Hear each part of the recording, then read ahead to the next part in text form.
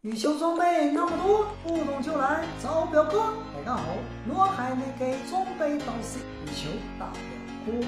今天表哥在后台收到了一个这样的求助，这位球友说他新买的 YY 球拍还不到1个月，发现挥起来的时候第一下有异响，但是呢再挥几下就没有声音了。挥完放一会儿，拿起来再挥，第一下还是有异响，这让他很慌，也很担心这球拍是不是坏了呢？这花了大价钱刚买了没多久的高端拍就出现了这样的问题，让他很是揪心，于是前来求助我，问我应该怎么办。大洒水啦，不用担心，这是 YY 球拍通病，缺机油啦，搞点润滑油。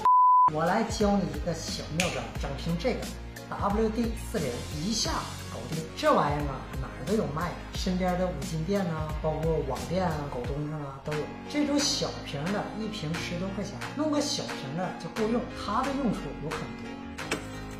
家里门锁使用时间长了，钥匙不易拔出来，喷它，球拍锥盖有异响，喷它，对准这个缝喷一下就行，别多喷，老铁们要记住喷过以后如丝般顺滑，妈妈再也不用担心我的球拍有异响啦。你瞅啥？瞅你咋的？喷它！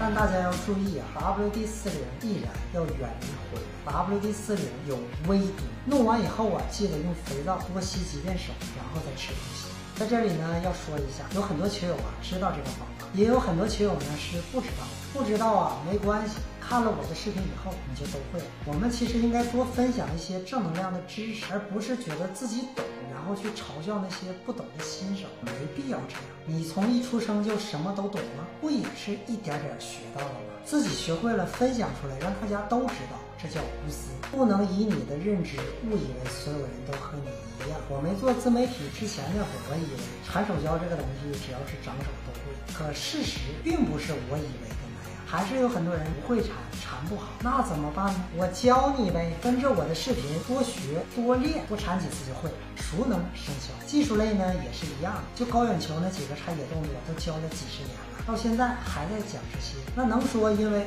你一个人知道了，你会了，你会打高远球了，那就不用再讲了吗？那其他那么多不知道的怎么办？总得留下点东西给后人看，这也是我做视频的初衷。